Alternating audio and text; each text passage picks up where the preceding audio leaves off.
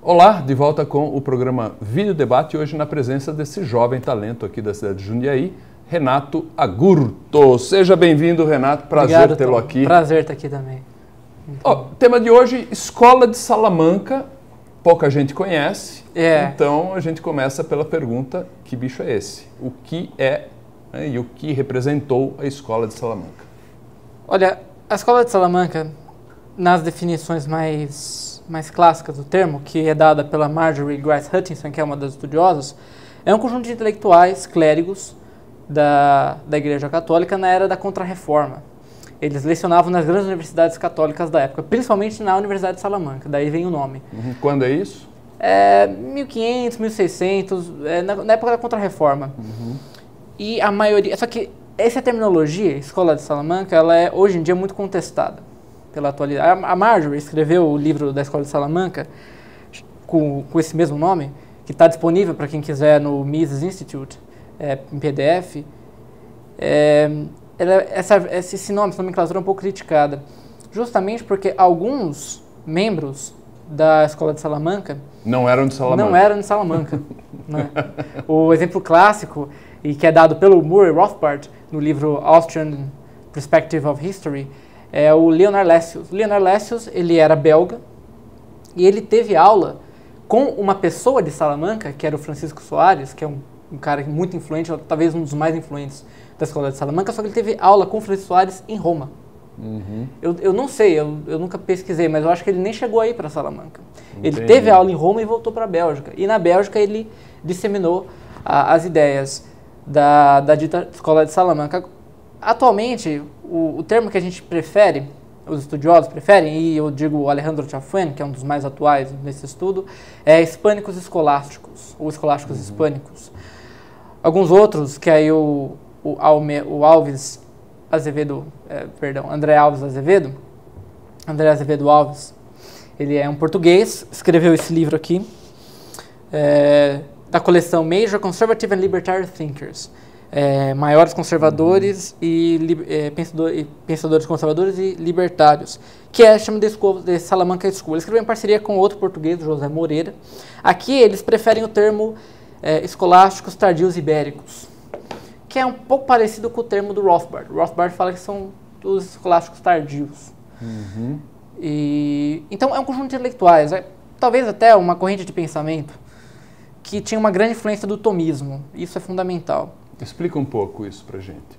Que influência é essa? O tomismo, ele é uma filosofia que tem como ícone fundamental São Tomás de Aquino. Que São Tomás, pelo menos o Rothbard chama, a época de São Tomás seria a época de ouro da escolástica. São Tomás, ele bebeu muito das influências de Aristóteles. Ele conheceu Aristóteles pelo seu professor, Alberto Magno, Santo Alberto Magno. Só que naquela época nós tínhamos uma certa crise intelectual dentro da igreja, que a gente chama crise averroísta. Averroes, ele era um estudioso árabe, ele era muçulmano, e traduziu as obras gregas de Aristóteles para o árabe. Durante muito tempo, na Europa, grande parte da Idade Média, Aristóteles foi um tanto desconhecido da maior parte. Existem atualmente algumas investigações históricas que falam, não, Aristóteles existia na Europa, só que estava lá nas bibliotecas bem fechadinho, não era popular. Quem popularizou Aristóteles foram os católicos, os cristãos da Península Ibérica, porque foi lá que os muçulmanos dominaram lá por quase um século, e lá as traduções de Aristóteles árabes estavam. A partir das traduções árabes, começaram-se a serem traduzidas as traduções latinas. Talvez tenha salvo Aristóteles para nós, né? Porque perpetuar o conhecimento naquela época não era uma tarefa das mais fáceis. Imagina, né? Você tinha de um lado os bárbaros que invadiam tudo, não é? Mas se bem que, inclusive, eu estava vendo recomendo quem está em casa, um documentário do professor Thomas Woods, que está disponível na internet, que chama Catholic Church Builder of Civilization, a Igreja Católica criadora, construtora da cultura ocidental, civilização ocidental. Lá ele cita um historiador católico que é o Christopher Hawking. Ele argumenta que, de fato, era um ambiente bastante hostil à preservação das ideias e dos livros, principalmente. Naquela época, a Bíblia era uma biblioteca inteira, né? Não tinha zíper ainda a Bíblia. Né? Agora, o professor Christopher, ele argumenta que cada mosteiro continha basicamente todas as cópias que estavam em outro mosteiro. Então ele argumenta, se nós destruíssemos, naquela época, todos os mosteiros, exceto um, aquele mosteiro conseguiria restaurar a cultura ocidental de novo. Para o seu trabalho que era o dos copistas, né? Era um trabalho absurdo. Eles copiavam sabe, à mão. Não é um trabalho fácil. Mas realmente, naquela época era completamente difícil você armazenar, preservar os escritos. Foi uma boa ter popularizado Aristóteles, só que isso gerou uma crise na igreja, porque a gente começou a traduzir livros árabes de autores muçulmanos. Ou seja, você não está tirando o conhecimento da fonte primária, você não está tirando as informações do próprio Aristóteles. Ele é uma interpretação de tradutor, e inclusive existiam comentários de Averroes quando ele traduzia. Você está tirando uma interpretação muçulmana.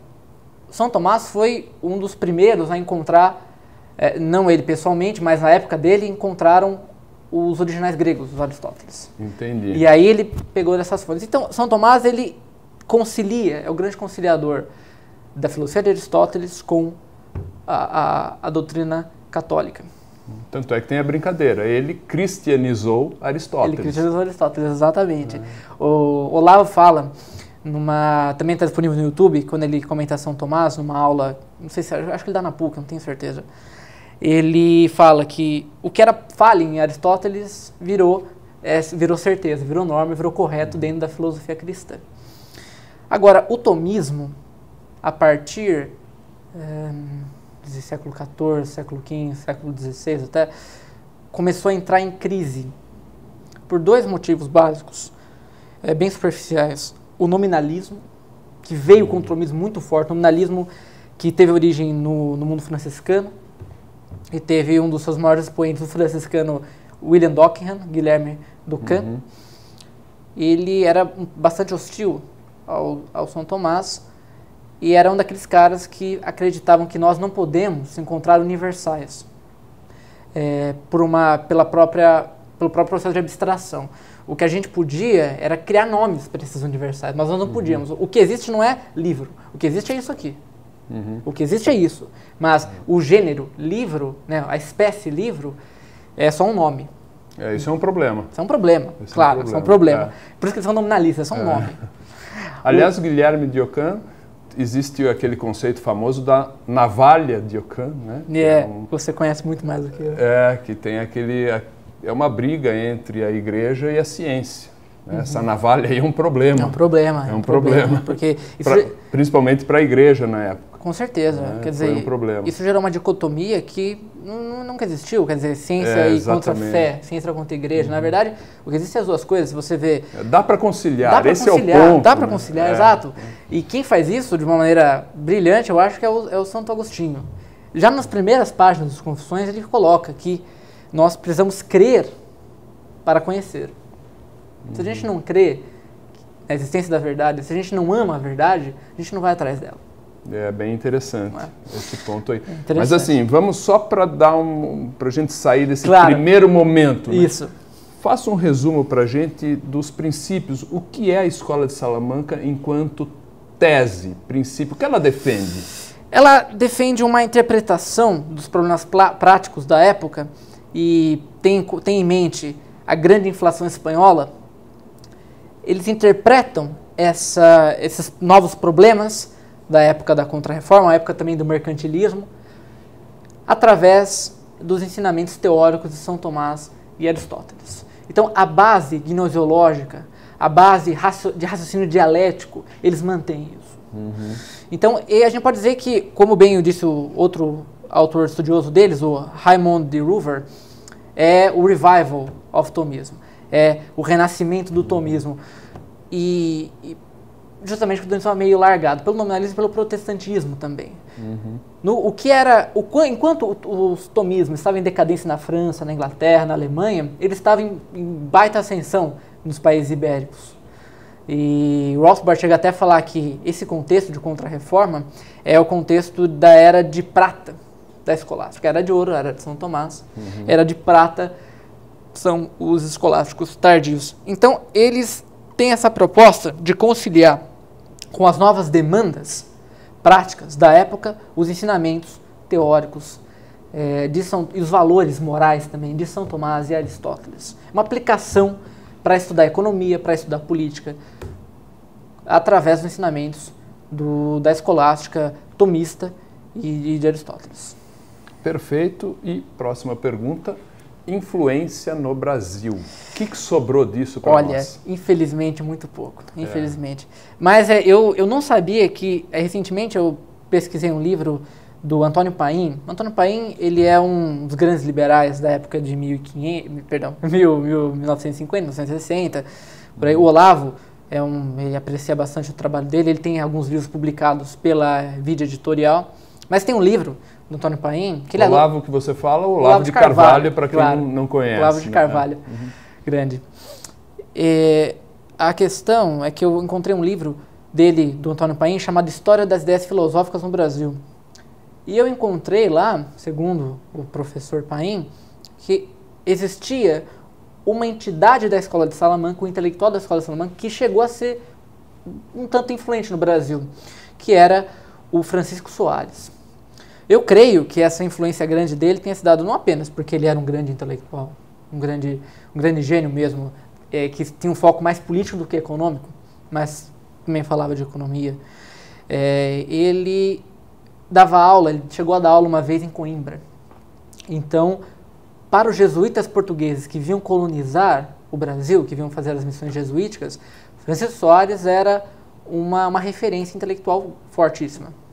Então, esse foi o primeiro ponto de influência, um dos poucos pontos de influência que a Escola de Salamanca teve no Brasil, os jesuítas que vieram para cá. Foram expulsos depois pelo Marquês de Pombal. Então, a teoria escolar, a teoria de Francisco Soares começou a decair ao longo da história, mais diluída, né? Aí que tá. Marquês de Pombal, me parece, pelo pouco que eu conheço, que ele tinha uma ideia mais estatizante, mais de controle da situação. Em Portugal, fiquei inclusive num hotel, em frente do hotel que eu me hospedei lá, essa última vez que estive em Portugal, viagem muito boa, por sinal.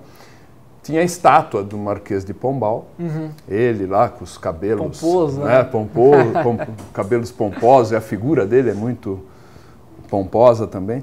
E a ideia dele era de uma certa interferência estatal. Me parece que a Escola de Salamanca não vai nesse mesmo sentido. Não. Daí a briga, curioso. Talvez, com... Sim, talvez seja um ponto de discordância aí. Claro, claro. É interessante esse ponto, porque a gente tem que ser bem delicado. Alguns membros da Escola de Salamanca, eles chegam a ter uma certa postura que legitima por exemplo, fixação de preços. É uma coisa que alguns intelectuais da Escola de Salamanca argumentam que tudo bem. Só que essa argumentação se dá, na maioria das vezes, da seguinte maneira: olha, o príncipe, ele tem o direito de controlar os preços das coisas, mas é melhor, é recomendável que esse preço legal, esse preço objetivo, seja similar ou esteja bem próximo do preço que o pessoal de Salamanca chama de preço natural, que é o preço que vem da oferta e da demanda, basicamente, da utilidade, da escassez, etc. Você conhece bem a minha opinião, né? Já conversamos sobre isso. Eu sou da ideia do preço subjetivo, né? Claro. Que é a minha pegada. Claro. Como é que você vê essa situação? Como se encaixa aí? Olha, a Escola de Salamanca, ela tem como um dos princípios fundamentais a primazia da subjetividade do valor. A história do valor subjetivo, ela é tão antiga quanto Aristóteles. Já em Aristóteles, você encontra algumas passagens que indicam o valor subjetivo. Há também passagens que indicam o valor objetivo. As passagens que indicam o valor subjetivo em Aristóteles está aqui no livro da Marjorie Grace Hutchinson, Early Economic Thought in Spain, Pensamento Econômico na Espanha, early, jovem, né, novo, e, inicial, early. Algumas frases de Aristóteles, como essa, por exemplo, olha, a medida de todas as coisas é a demanda, o desejo, é a vontade. E naquela época ele já falava isso. É fantástico. É fantástico, ele já falava isso. É impressionante. Então, isso gera uma margem para o desenvolvimento do valor subjetivo. E nós não aprendemos isso até hoje. Nós não aprendemos. Rapaz, que coisa horrível isso. Não, inclusive... O ser humano é muito burro. Não, eu vou fazer um parênteses, porque muitas pessoas, marxistas em geral, que condenam o valor subjetivo, eles acham que eles estão batendo nos liberais, como se essa ideia surgiu dos liberais. Eles esquecem que essa ideia é tão antiga quanto Santo Agostinho. Santo Agostinho... E se até Aristóteles falou, então você pode ir até Aristóteles também. Não é? Então, Santo Agostinho dizia que ele também abdicava em nome do valor subjetivo. Ele dizia que a hierarquia cósmica, a gradação cósmica, isso está na Cidade de Deus, a gradação cósmica do universo, ela tem uma hierarquia natural dada por Deus e encontrada pela razão. Ou seja, olha, nós temos a hierarquia, a pedra vale menos do que o rato vale menos do que o macaco vale menos que a gente vale menos que os anjos, e os anjos valem menos que Deus. Essa é a hierarquia cósmica. Agora, existe uma outra gradação, que é a gradação da utilidade, que é uma gradação que é oriunda das vontades do homem, das demandas humanas. O Santo Agostinho vai falar, olha, engraçado, a pedra na gradação cósmica vale menos do que um rato. Agora, o preço do ouro, que é uma pedra preciosa, é muito maior do que um rato. Então, quer dizer, existe uma gradação econômica, a gradação da utilidade, que é diferente da gradação cósmica. E essa gradação da utilidade tem origem no homem, tem origem nas necessidades humanas. Sério? Isso já indica uma subjetividade completa. Isso é interessantíssimo. É interessantíssimo. A subjetividade foi continuada ao longo da Idade Média. Alguns contestavam, o Dom Scott contestava, ele era também um clérigo importante, ele contestava, ele abdicava a teoria objetiva, mais especificamente a teoria do trabalho, né, do risco. O risco e os custos de produção determinam o valor, que é essa teoria mais marxista que a gente conhece hoje. Mas, ao longo da Idade Média, em geral, os intelectuais preferiam o valor subjetivo. A Marjorie, ela tem uma hipótese, ela fala que, olha, isso era porque, naquela época, os clérigos, como eles tinham essa importância moral muito essencial, para eles a moral era uma das coisas mais importantes que tinha, abaixo de Deus, era uma das coisas mais importantes, a justiça. Eles tinham medo que o discurso do valor objetivo desse aparato intelectual, desse retórica para que produtores cobrassem mais caro seus produtos. Então, chega lá o vendedor de trigo, ele produziu trigo e falou, veja, minha colheita foi muito ruim, eu estava um inverno horroroso, a minha família teve um problema, não sei o que lá, ou seja, o meu custo foi muito alto esse ano, então eu vou cobrar você muito mais, o consumidor. Só que naquela época a maioria dos consumidores eram pobres. A massa consumidora era pobre. Então, eles temiam que, com esse discurso do valor objetivo, segundo a Marjorie, segundo o valor objetivo, eles tivessem essa retórica de, eu vou, entre aspas, vou explorar o cara.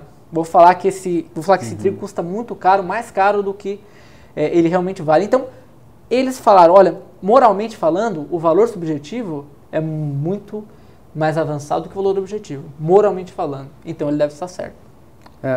É curioso até, porque eu teria um argumento para colocar no sentido do contexto. Também claro, tem que ver o contexto da época, também. Porque o contexto de hoje você tem a competição. Sim. Talvez você não tivesse tanta competição assim na época. Sim. Com a competição, esse argumento também cai.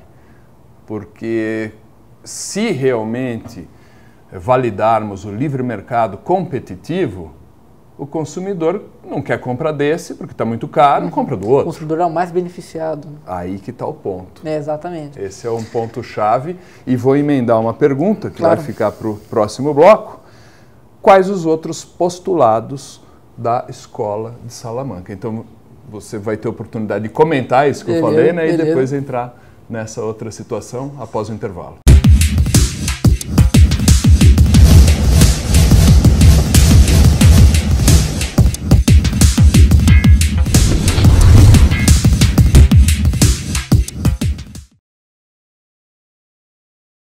Estamos de volta com o vídeo debate e na presença de Renato Augurto. Todo mundo fala Renato Augusto, mas não é. Renato Augurto. Exatamente.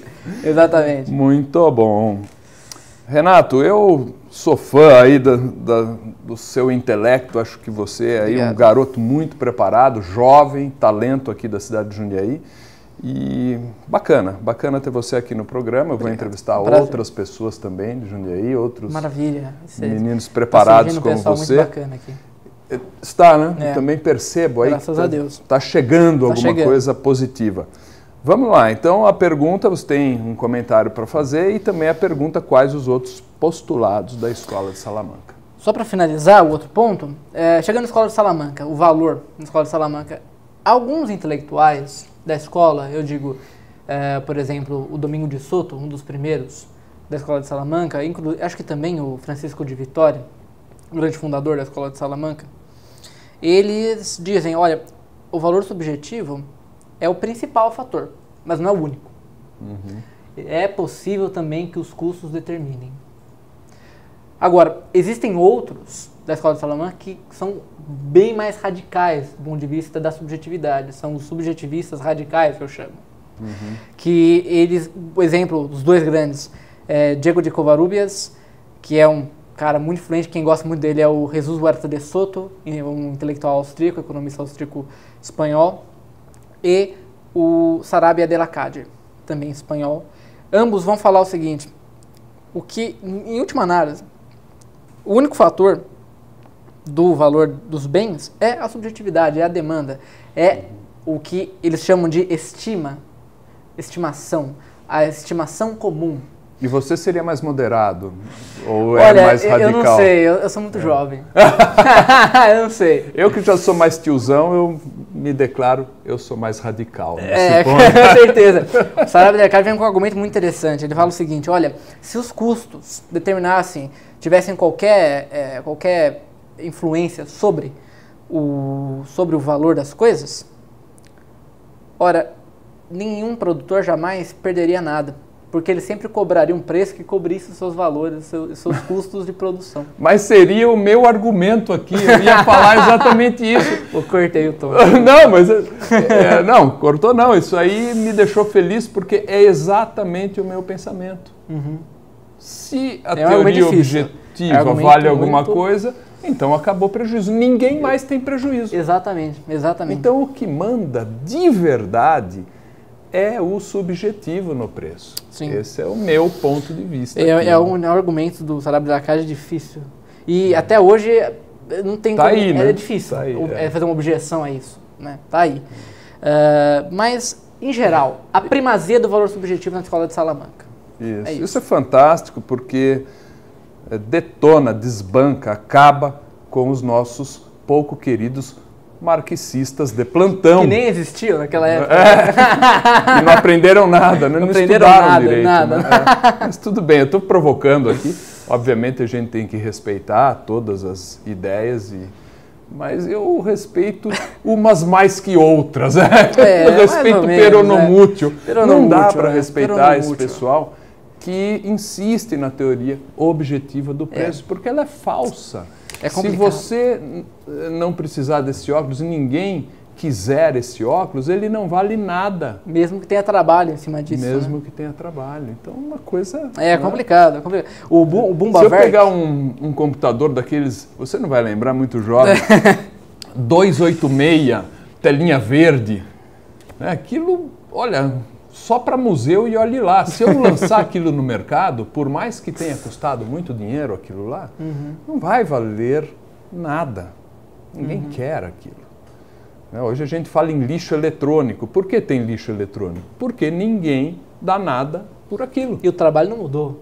O trabalho é o mesmo. E ele custou. O custo existiu. O custo está lá. Né? Exatamente. É um ponto-chave aí que eu coloco. O Bumbawerk é um intelectual austríaco. Teve aula com o fundador da escola austríaca, que é o Karl Menger. Perdão, não teve aula com o fundador, mas ele foi muito inspirado por ele. Ele, agora sim, deu aula para o Mises. Mises e para o Schumpeter. Ele tem um livro que foi também um sublivro, na verdade é um capítulo de um gigantesco livro que ele tem, que é o livro Interesse, Capital e Juros. E nesse livro tem um capítulo bem grande, um subcapítulo com vários outros capítulos dentro, que que foi ditado pela Vida Editorial, que é aquele teoria da exploração comunista marxista. Uma coisa assim.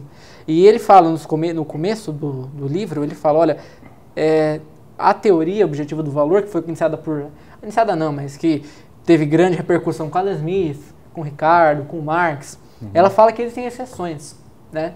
Os bens de luxo, né, tal. Aí ele argumenta que, mas veja, as exceções são muito maiores que a regra. Será que essa regra não está errada, então? Não é? Quer dizer, a terra, os metais preciosos. Quer dizer, se você fosse levar a exceção, fosse considerar essa regra aí com essas exceções, a exceção mata a regra. Porque tem muito mais exceção do que regra. Então não faz sentido. É bem por aí. E você tocou num ponto que eu acho muito importante, que é a escola austríaca. Explora esse ponto aí pra gente, aonde existe conexão da escola de Salamanca com a escola austríaca. Seria ela a precursora da escola austríaca? É uma tese muito polêmica que vem com o Moore Rothbard. Ele tem aquele artigo dele, Prehistory of Austrian School. E nele é um artigo que também está disponível no Mises, de fácil acesso, Google. E ele argumenta justamente que a maioria dos postulados austríacos estavam na escola de Salamanca, postulados econômicos. Agora, eu vejo isso com um pouco de cautela, porque alguns austríacos atuais chegam a uns extremismos meio perigosos. Eles argumentam que os escolásticos, os escolásticos tardios não apenas são eles influenciam economicamente os austríacos, como também politicamente, como se os escolásticos tardios fossem a origem do anarcocapitalismo. Isso é muito perigoso. É verdade que o Juan de Mariana ele era defensor do tiranocídio, né? Assassinato de tiranos. Né? Agora, uma coisa bem diferente é você achar que o pessoal de Salamanca é contra o governo e é pró-mercado em qualquer quesito. Então, economicamente, eu até consideraria que sim, é possível. Agora, politicamente, não.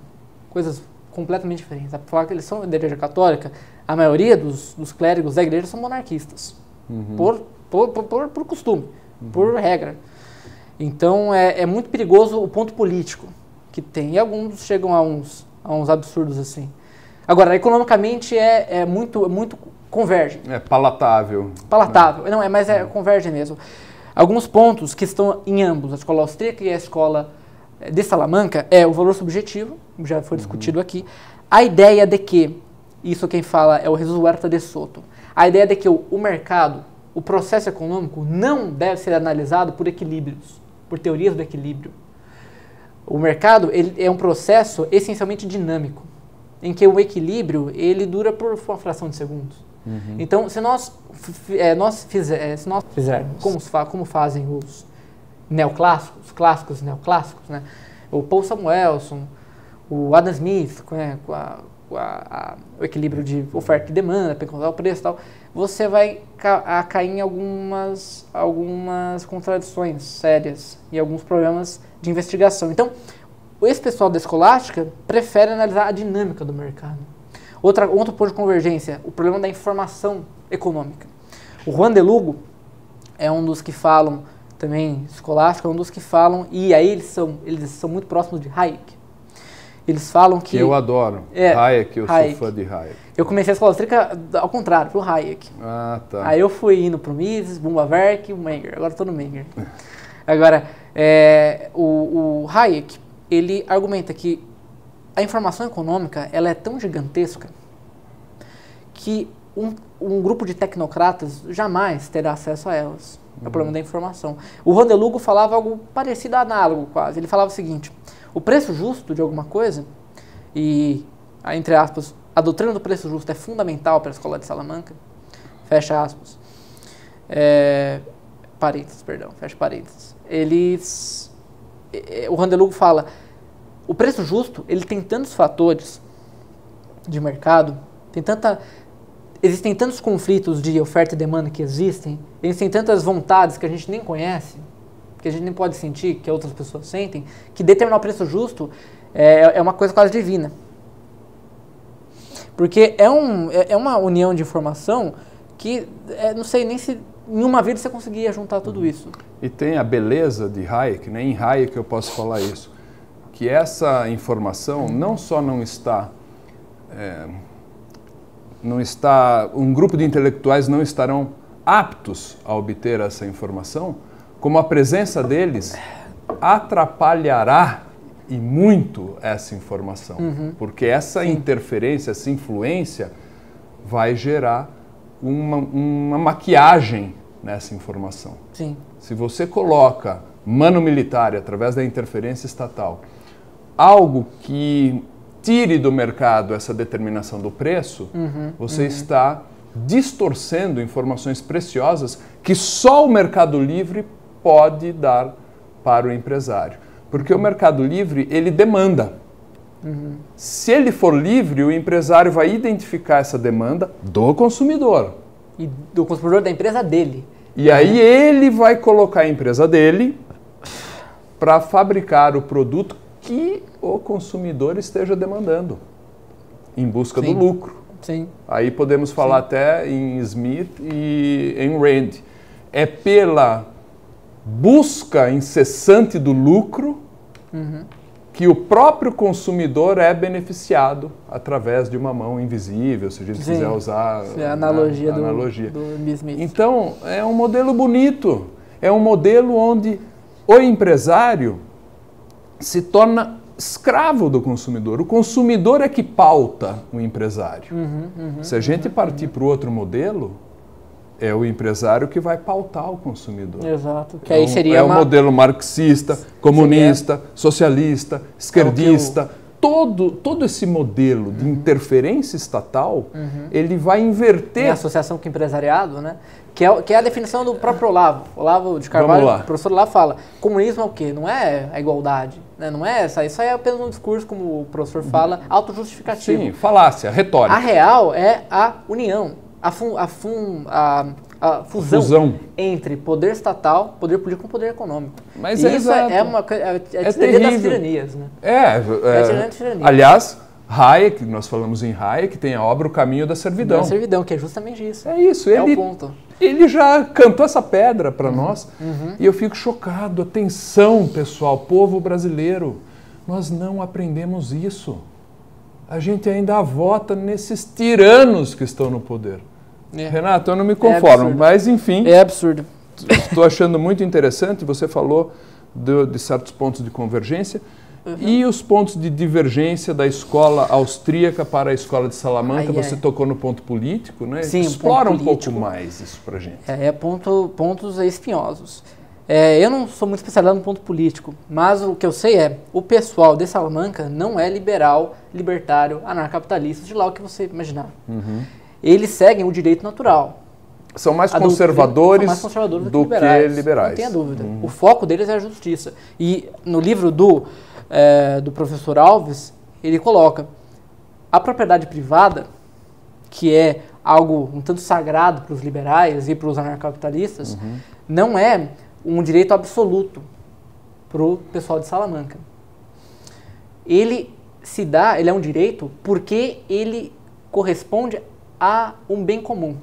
Porque ele colabora com o bem comum. Porque dá mais certo. Porque dá mais certo.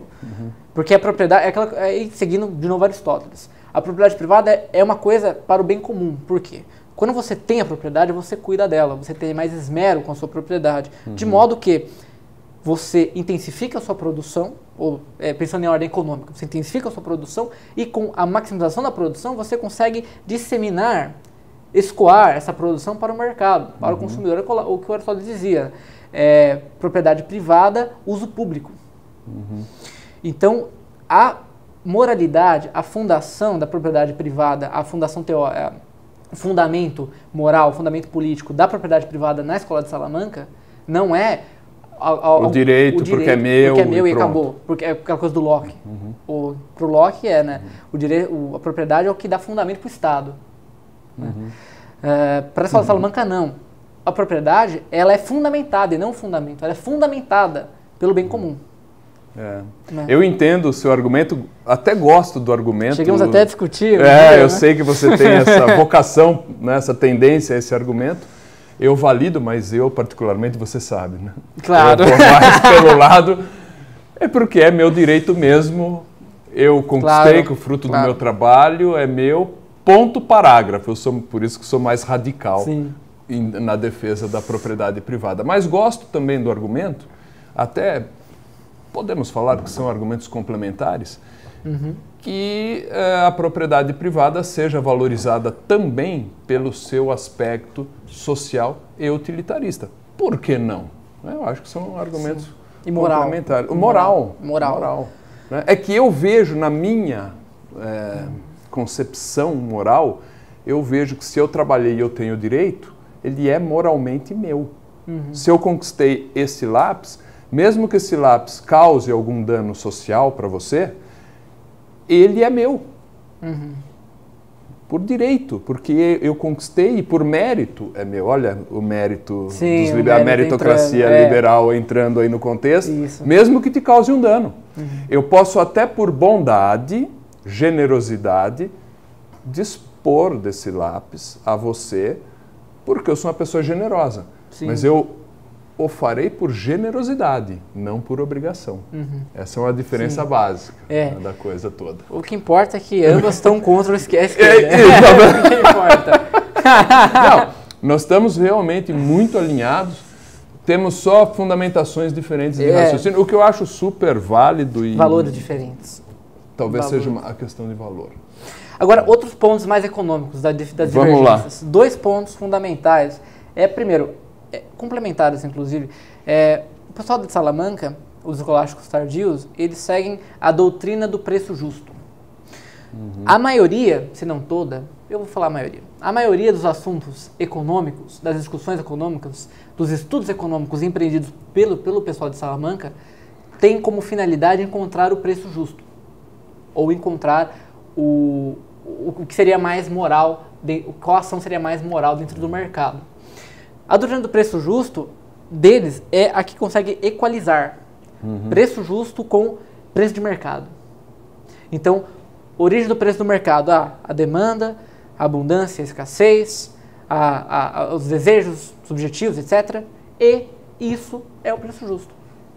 Por quê? Aquela ideia do você não servir como, do valor objetivo não servir como retórica, do preço objetivo não servir como retórica para o pessoal, pelos produtores, para querer ganhar em cima do cara e inclusive praticar a avareza. Né? E também porque como o mercado é uma associação de pessoas, nós temos 2 lados no mercado, uma coisa é certa, todos que estão no mercado são consumidores. Nem todos são produtores, mas todos são consumidores. Eu tenho mais muitas perguntas para você, porque eu questiono até a própria concepção de preço justo. Qual é o preço justo de uma charrete depois que inventaram o carro? O que seria... Qual o preço justo de uma vela depois que inventamos a luz elétrica? Então temos o preço justo, eu questiono até a própria concepção disso. Mas enfim, eu tenho que chamar o intervalo. Claro. O tempo está passando, daqui a pouco a gente volta, até já.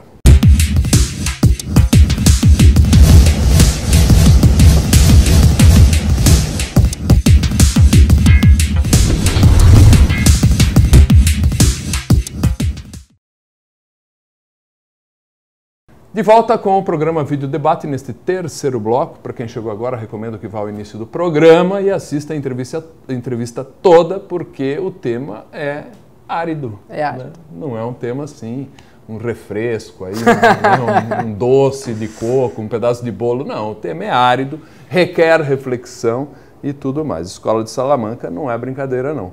E vamos concluir, né, a Escola de Salamanca falando um pouquinho da usura.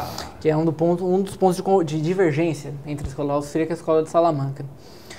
A usura, a doutrina da usura, ela está presente na igreja até hoje, se eu não falha a memória, vocês podem encontrar nas encíclicas papais. Se eu não me engano, ainda está lá. Está no catecismo, inclusive, da Igreja Católica, a condenação da usura. E está nas leis. Eu sou aí operador do direito, tem lei, a lei da usura. Isso existe no ordenamento jurídico atual. Sim. Né? Regulando, colocando essa questão. E tem muito problema em torno dessa questão da usura. Mas vamos lá. Hoje em dia, o meu professor, meu orientador, que eu quero agradecer também, o José Rodrigues Ramos, ele é meu orientador, que estou fazendo um trabalho sobre a Escola de Salamanca lá na minha universidade. Ele é meu orientador, ele me disse que a usura hoje em dia é mais a ideia de que a gente não pode cobrar um preço abusivo pelas coisas. Olha o problema aí. O que é abusivo? Exato. Agora, uma questão mais objetiva, na Idade Média existia mais uma certa objetividade no assunto da usura.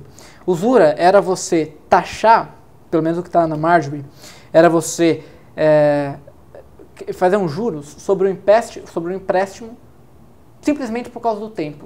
Quer dizer, eu vou demorar você vai demorar 10 dias para me devolver o dinheiro, então eu posso cobrar um juros em cima disso. O tempo vale. O tempo vale. E isso era um pouco condenado pela igreja, porque a igreja falava que o tempo era uma coisa de Deus. O tempo é dado por Deus. Deus dá o tempo para todo mundo. Você não pode cobrar o tempo de alguém. Não nasceu, entende? O Olavo, o professor Olavo também tem um artigo excelente que eu recomendo todo mundo a ler, é o Capitalismo e Cristianismo, que é formidável. Ele vai tratar quase que diretamente no assunto da usura. Ele vai falar o seguinte, olha, o pessoal da igreja, hoje em dia, está muito, eu não falo de outra maneira, mas está muito fora do tempo, está muito retrógrado. Porque eles ainda acham que a usura é uma coisa ruim. A usura é essa questão de cobrar juros pela questão do tempo.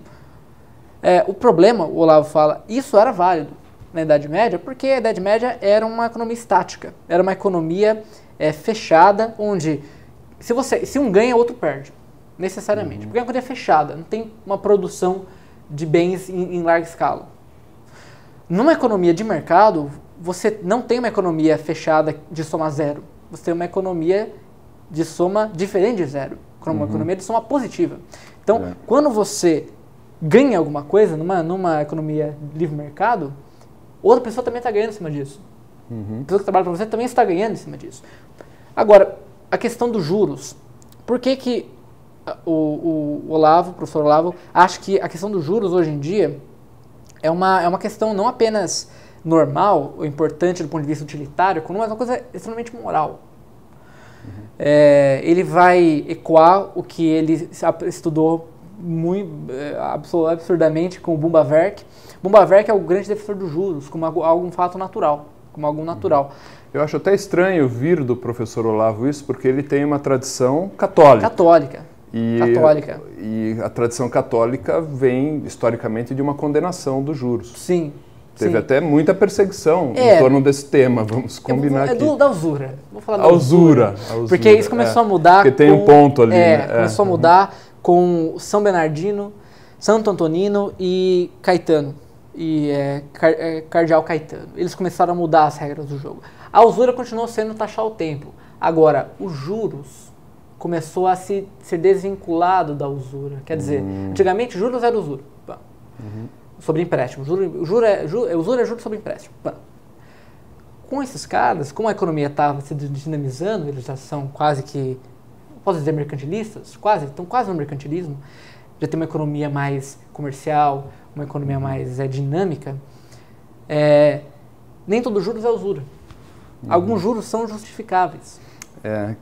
Que até justifica uma entrevista que eu fiz aqui com o Rodrigo Constantino, onde ele fala claramente que a economia não é jogo de soma zero. Exato, exatamente. Esse é o ponto-chave que justificaria os juros, em razão, se não é um jogo de economia zero e se o mercado ninguém troca para perder, é um jogo de ganha-ganha. Sim, jogo de ganha-ganha. Você quer fazer aquilo, você quer tomar o dinheiro a juros, porque na sua cabeça você vai aplicar, ganhar mais do que você está pagando com aqueles juros, aplicar, eu digo, na produção. Então, ambos ganhariam. Ninguém perderia. Exato. O diabo dessa história aí é que às vezes alguém perde. E aí é o prejuízo onde vai a falência. Por isso que no capitalismo é bem-vinda a falência. Claro. Bem-vinda no sentido de é necessário que a gente permita com que essa competição...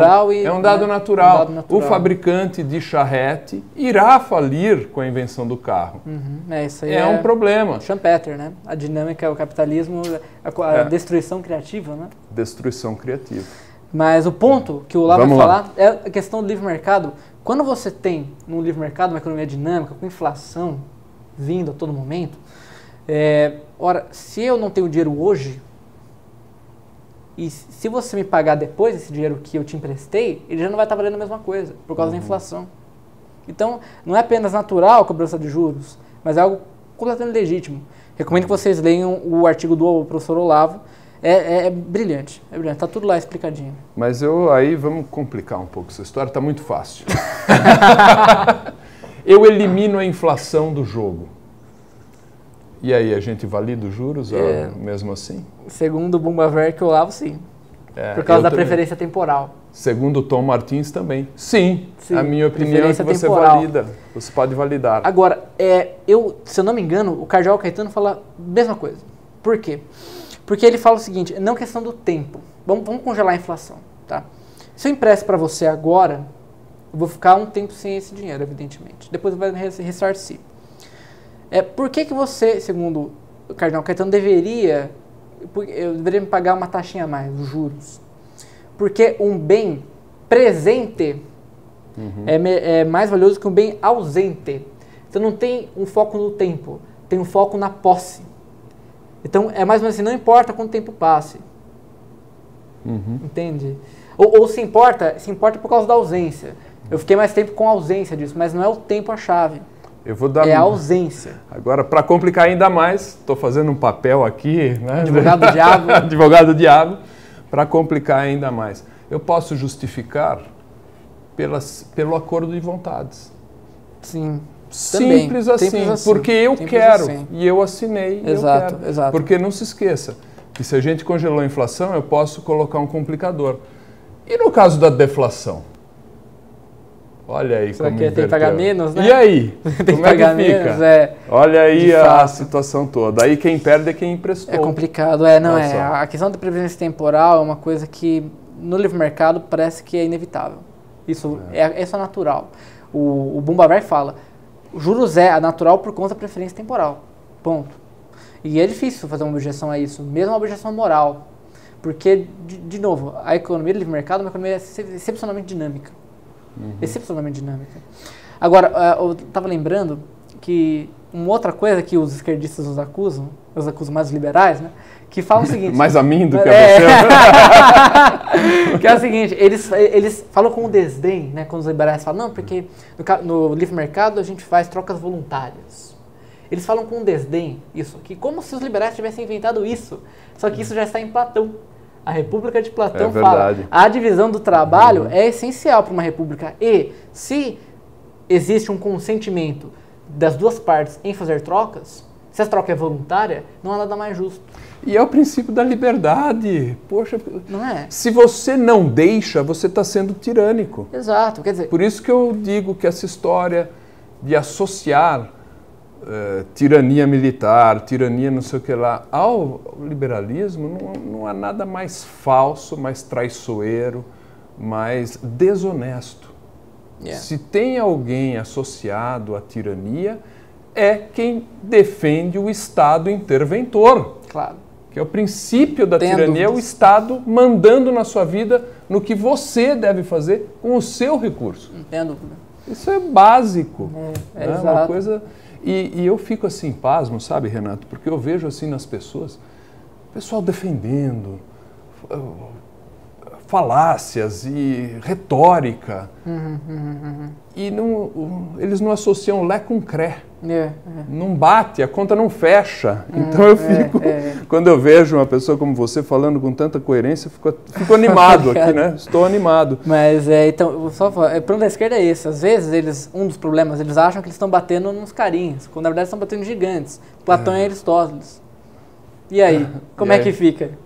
Né? Vai encarar? Cadê o seu Marx, né? A gente provoca, faz brincadeira, tudo bem humorado, né? Mas assim, enfim, gostaria que você desse um fechamento que faltou na Escola de Salamanca, porque eu quero pegar uma palhinha aqui em Tocqueville ainda. Eu tô sabendo.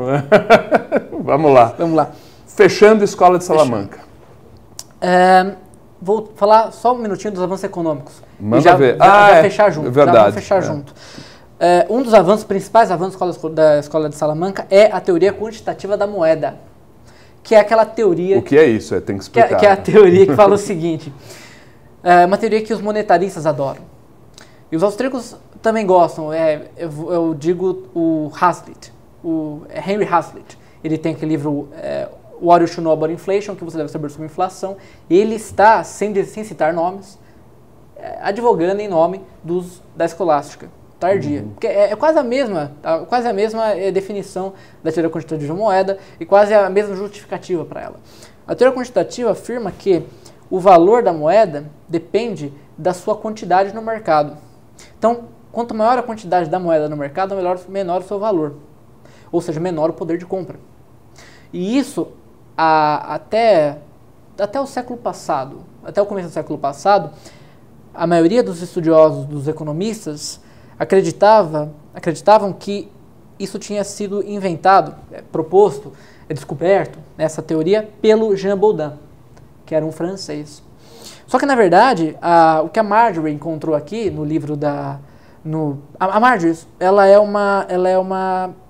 era professora de literatura espanhola, então ela fala espanhol e ela que traduziu os textos. Alguns textos do professor de Salamanca estão em latim, outros textos estão em espanhol. E existe um texto em espanhol, que é do Martín de Azpilicueta, que é também um dos primeiros da Escola de Salamanca, que ela traduz aqui para a gente, está no Monetary Readings of Salamanca, então leituras monetárias da Escola de Salamanca. O Martin fala para a gente exatamente a teoria quantitativa da moeda sem esse nome bonito.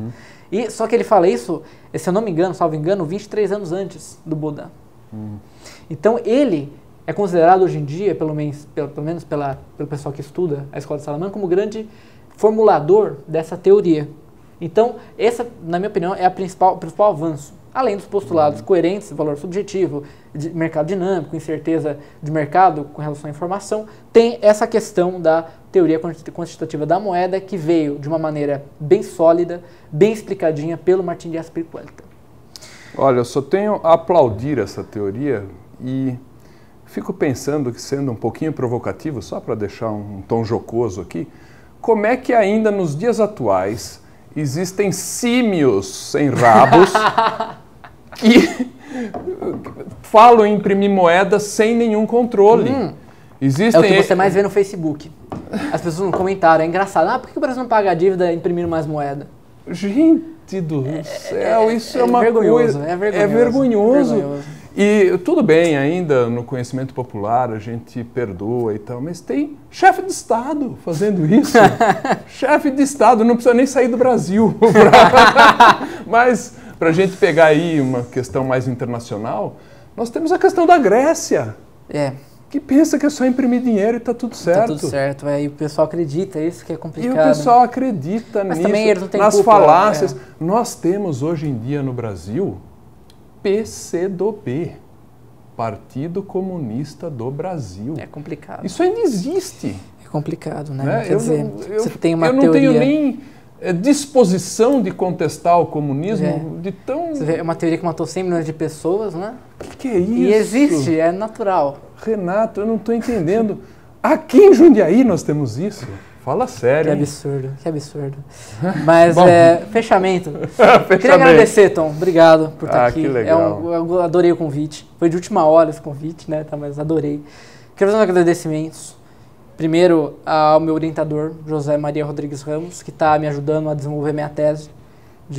da faculdade. É uma tese de iniciação científica, não é a verdadeira, mas eu estou trabalhando nela. Quero agradecer também ao professor Olavo, que além de uma influência constante na minha formação intelectual, que ainda está assim, né? Precisa de muito mais. Ele... Pode aumentar um pouquinho, né? Assim, um pouquinho mais. Né? Ele citou o Tiafoe na entrevista que ele deu para o Bruno Garchag no podcast Miss Brasil.